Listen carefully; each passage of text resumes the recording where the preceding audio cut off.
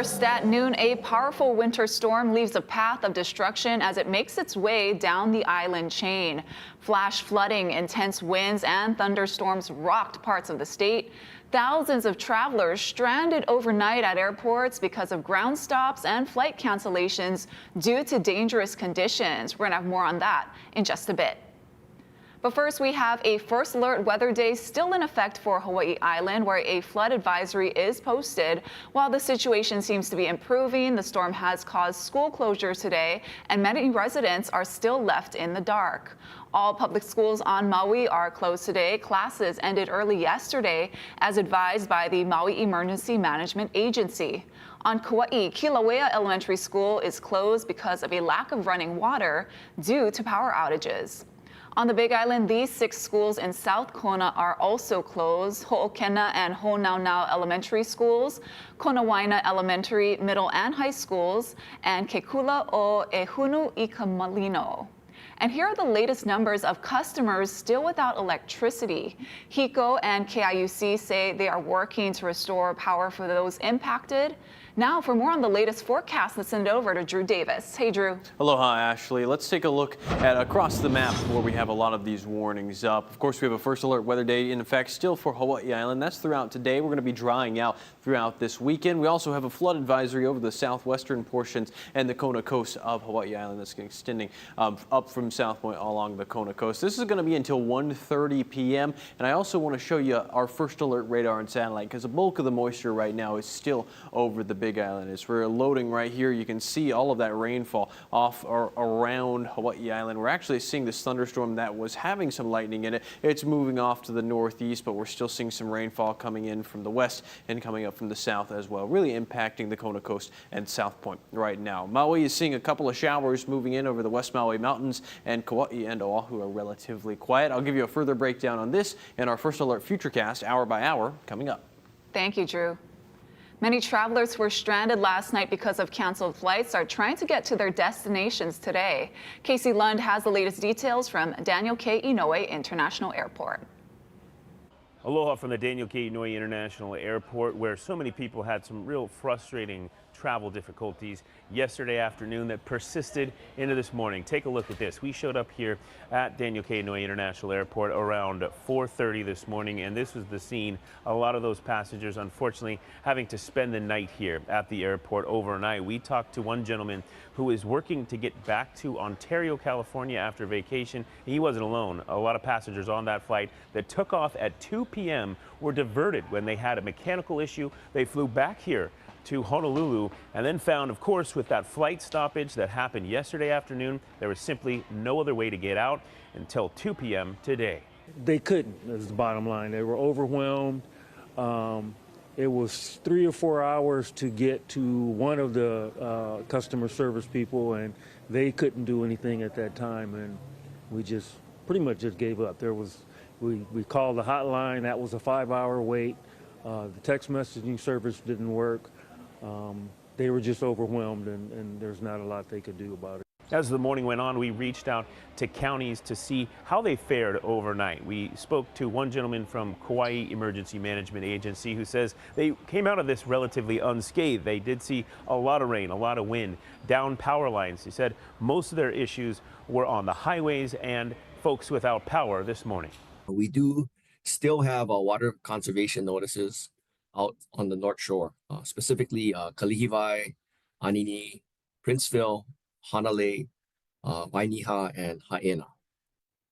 So our Kauai Island Utilities Co-op, still has some customers out, but amazing work by them.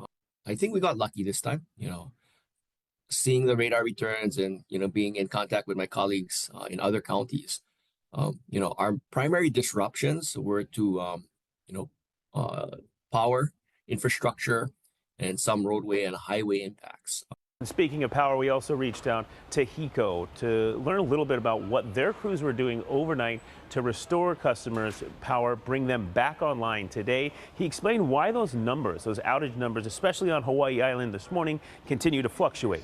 It has caused a number of customers affected to fluctuate up and down, but we're going to keep at it and continue to, just make progress there. And, I guess the last thing is we really appreciate our customers' patience and their understanding and their support. Our crews are out there trying to get the job done, but also make sure it's done safely. Now that the sun is coming up, we're hopeful of making more progress. One of the challenges of working overnight is the limited visibility.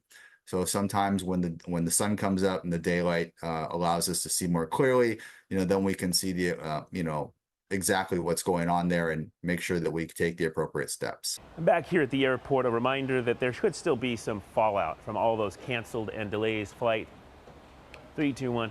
Back out here at the airport, a reminder that there could still be some fallout because of all those delayed and canceled flights. A lot of those travelers could be looking to rebook and getting on new flights. So the airport could be very busy today, and you just want to make sure that you stay in touch with your airline to see if there are any new delays or cancellations.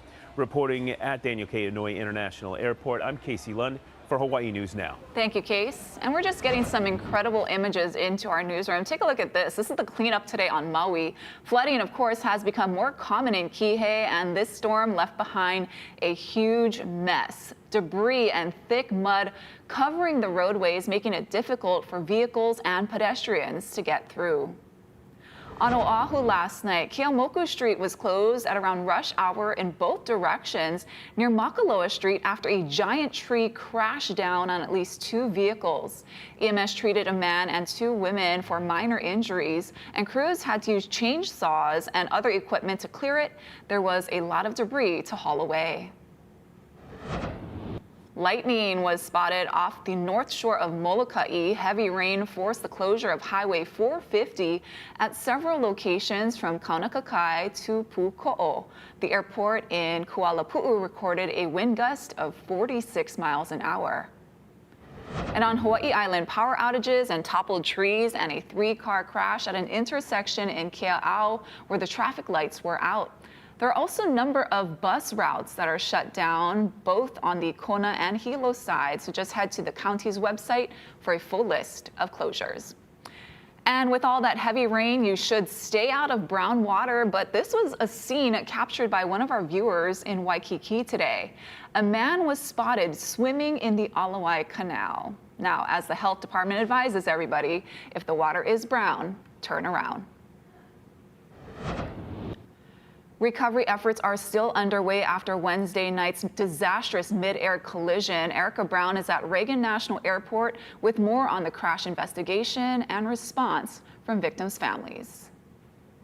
Recovery teams are still at work trying to retrieve bodies and wreckage from the icy Potomac River. We expect to recover all of the bodies. We're going to have to work with the salvage company to do some of that work. Nearly 50 investigators from the National Transportation Safety Board are looking into the devastating collision of American Airlines Flight 5342 and a Black Hawk helicopter. Investigators recovered the plane's black boxes, which they hope contain a record of crucial flight details. Give us a lot of data points. They can tell us about communications that we may not know about. Preliminary flight data indicates at the time of the crash, both aircraft appear to have been flying at about 400 feet. Military helicopters are supposed to stay below 200 feet. CBS News has learned 2 air traffic controllers were each doing multiple jobs at the time. Former acting FAA Administrator Billy Nolan. They are well qualified and they are able to multitask. By that I mean you could be handling, even singular controllers are handling multiple flights at any busy airports. The NTSB will look at staffing along with mechanics, environment, and other factors in their investigation. They have warned against speculation which could be harmful to the probe and to victims' families. I couldn't have asked for a better son. 29-year-old helicopter crew chief Ryan O'Hara survived a tour in Afghanistan, but was sadly among the victims of Wednesday's deadly collision. His father, in a TV exclusive with CBS, says Ryan loved his job. They would often do night missions in D.C. He loved it, and most of the guys that he flew with loved it, and he loved his flight crew. The 67 victims of this tragedy include members of the U.S. figure skating community, many of them young people. Erica Brown, CBS News, Arlington, Virginia. And many of the victims were part of that World of Figure Skating team. Tom Hansen is in Ashburn, Virginia, with some of their stories. They were my inspiration. An outpouring of emotion as the figure skating community grieves the loss of some of their rising stars killed in the Midair collision near Washington, D.C. It leaves a void. General manager of the Ashburn Ice House, Rob Lorenzen, arrived to his Northern Virginia rink Thursday morning to find a growing makeshift memorial for the members they lost. It's a tough day. You talk about how tight-knit the skating community is. What's been lost? The level of skater that was competing in the National Development Camp is the best of the best. Terrible loss for the community. The Skating Club of Boston is also mourning the loss of 6 members of their community, killed as they returned from the elite development camp in Wichita, Kansas. Right now, our rink is eerily quiet. Coaches are not coming in, kids are not coming in. I think everybody's mourning privately. Skaters 13-year-old Gina Hahn and 16-year-old Spencer Lane, along with their mothers Jin and Catherine and their Russian coaches, former world champions Zhenya Shishkova and Vadim Nomov, were all on board. Spencer's dad, Douglas Lane, called his son a force of nature. And from the adults running the club to the smallest skaters to the people that are, competing for a shot at the Olympics, they all just adored him. He was among more than a dozen top skaters killed in the crash, many hoping to earn a spot one day in the Olympics. Famed figure skater Nancy Kerrigan trained for her own Olympic dream at the Skating Club of Boston and returned Thursday to offer support. We're so strong, somehow we have a reservoir to dig from, and each one of them are strong enough to get through this somehow. It will take time. And the rink here is open today to give people a chance to come together and grieve. We're also learning more about the faces and names of those on board this flight, including 26-year-old Asra Hussein Raza. She was traveling back to D.C. on a work trip, and 46-year-old Alexander Sasha Kirsanov. He was a former figure skating club coach. Tom Hansen, CBS News, Ashburn, Virginia. Here at home, with help from the public, Honolulu police have arrested 2 hikers seen on video throwing a metal railing down the side of the Haiku stairs in Windward, Oahu. This video went viral earlier this week and triggered public outrage. Military officials helped identify the hikers, and they were arrested for trespassing and theft. Honolulu's mayor says this is exactly why the Stairway to Heaven needs to be shut down. Seen the video of young men throwing out blockade, out barriers over the edge, which is dangerous. It may be beautiful, it's unsafe, it's highly dangerous, and if somebody gets in trouble up there, we have to put at risk our first responders. The city needs the help of the courts to expedite this matter. The city started to remove the stairs in April of 2024, but a lawsuit by supporters halted the demolition process. The 2 hikers arrested were part of a larger group, and HPD says there will be more arrests. Ahead on This Is Now, President Trump continues to raise theories about the deadly mid-air collision outside of Washington. A look at some of the FAA diversity policies implemented during his first term. Plus, some of the biggest names in music come together to raise money to help California recover from the deadly wildfires. We'll be right back.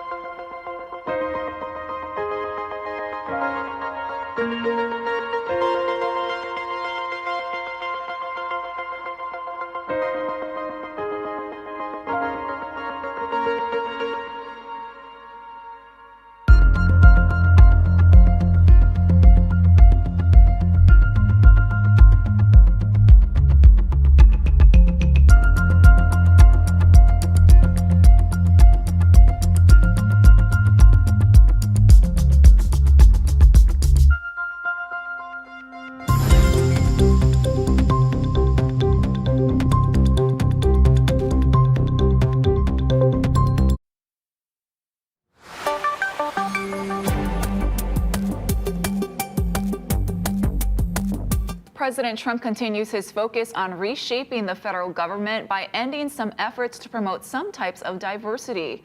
In the wake of the deadly crash outside the nation's capital, he suggested diversity, equity, and inclusion programs may have been to blame. Jared Hill has the latest. From President Donald Trump, theories continue to circulate around what led to Wednesday night's deadly midair collision outside of Washington, D.C. Are you saying race or gender played a role in this tragedy? It may have. I don't know. Incompetence might have played a role. The question as Trump signed a new memo blaming Biden and Obama-era efforts to improve diversity for problems with the Federal Aviation Administration. The FAA is actively recruiting workers who suffer severe intellectual disabilities, psychiatric problems, and other mental and physical conditions under a diversity and inclusion hiring initiative spelled out on the agency's website. But the program also existed during his first term, designed to ensure recruitment for a variety of roles included people who have disabilities. Another program established during the first Trump administration worked to help people with disabilities get ready for careers in air traffic operations. On Capitol Hill, Democrats pushed back against the president's claim. It just turns your stomach. This while senators grilled 3 of Trump's cabinet picks during confirmation hearings. Meanwhile, back at the White House, President Trump promised new 25% tariffs on goods from Canada and Mexico, citing immigration and drugs. Those tariffs may or may not rise with time. Oil explicitly not included on the list of taxed items. Trump said that, though, could change based on price. Jared Hill, CBS News. Some of music's biggest names came together in Los Angeles last night to raise money for people displaced by this month's devastating wildfires. Michael George has the story. Let's show the world who we are. We're Los Angeles, one city, one heart, LA strong. Unity and hope struck a powerful chord in the City of Angels Thursday night. We love you, Los Angeles, and we got your back no matter what. As legendary artists, many with deep connections to the area, took the stage to raise money for fire relief. From Billie Eilish, Olivia Rodrigo, and Lady Gaga, to Stevie Wonder and Rod Stewart. May the good Lord be with you down every road you roam. The Fire Aid benefit concert was a much-needed boost for a region still reeling from the disaster. Time spent in Los Angeles. Some of the performers, like brothers Griffin and Taylor Goldsmith, lost their homes and priceless instruments in the wildfires. I lost my house, and then my additional garage was my little private studio and my entire collection of gear of 20 years of. He had so many drums. It was everything I owned. There's the frame of the Steinway upright piano. Musicians Dan and Alicia Kalisher returned to the ruins of their Altadena home for the first time this week. How are you? Are you okay? Yeah. Reflecting on what they lost. They used to work out of the studio in their garage. To have guitars resting on this. Oh, here are the rods of my pedal steel.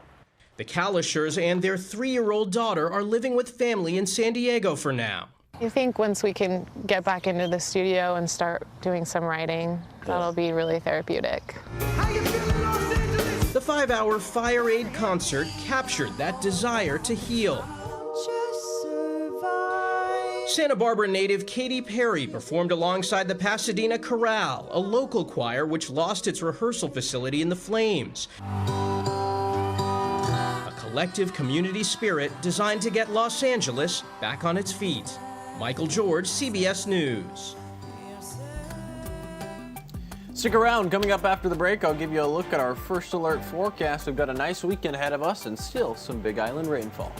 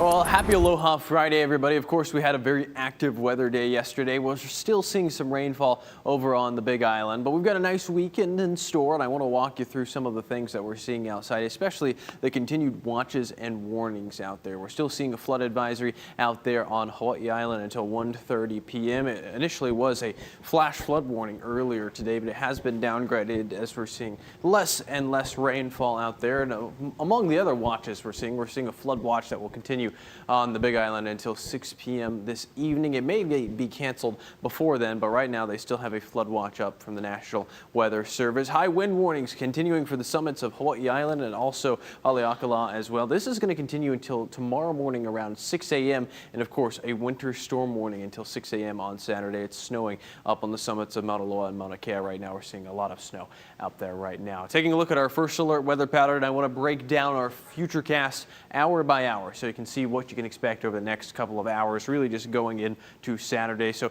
as we advance over into the early afternoon around 1 p.m., we're still seeing some heavier rainfall along the southwestern portions of Hawaii Island and along the Kona coast. Still some rainfall possible over Maui County, and if we're seeing showers, it's over near Oahu and Kauai. Relatively dry out there. Conditions are improving as we go to around 3 p.m. Still seeing some rainfall out there. That's why we're still watching for the flood watch up over on the Big Island. We're seeing this front slowly move across the state. You can see southerly winds ahead of the actual front and northwesterly winds filling in behind the front as we go into this evening. By the time we get to tomorrow morning, you'll notice around 2 a.m. we're still seeing that front move across the state, stalling really over the eastern half of the state, giving us lighter showers throughout tomorrow morning. And of course, we'll be drying out throughout Saturday afternoon. A couple of showers are still possible out there, but overall, it'll be nice weather on Saturday and Sunday. Northwesterly winds out there just behind the front, but we're still seeing variable winds over on Kauai and portions of Oahu. We'll slowly see those winds filter in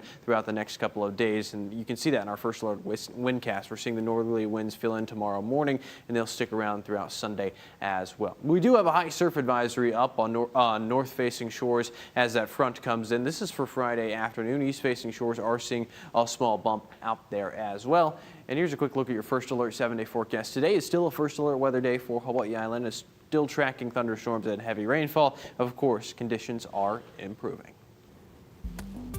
Thanks, Still to come, hundreds of turtles are released off the coast of Florida after they survived a health scare.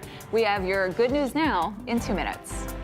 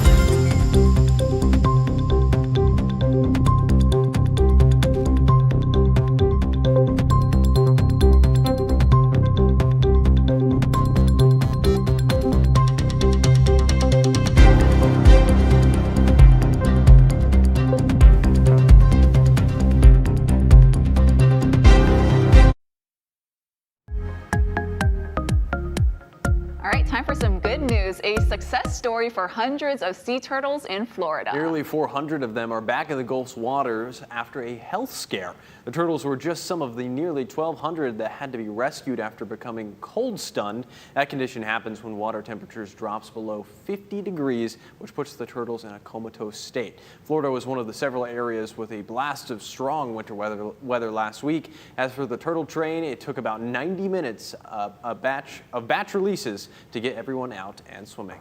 Happy ending there. Yeah, I'm glad they're safe. Yeah, and so like many of us, bears like to keep their nails nice and tidy, and with a little incentive, they apparently don't mind getting regular manicures. So this is from the Cheyenne Mountain Zoo. Emmett has been trained to walk up, and he puts his claws out to the keepers, who then use an electric nail file on his nails while he gets a snack. The zoo said Emmett can leave the manicure whenever he wants, but he likes to typically stay to make sure he gets his food. In contrast, his roommate loves to dig to keep his nails short. I didn't realize how long bear nails are. Have you not seen The Revenant? No, I haven't. Oh, yeah. That's terrifying. They are, yeah. I'm glad there's a fence between them. He looks friendly, at least eating the food. Yeah. I'm sure if there wasn't the fence, he would not be friendly. Right. Thanks for watching This Is Now, everyone. Stay with Hawaii News Now for more headlines coming up first at 4 right here on KHNL.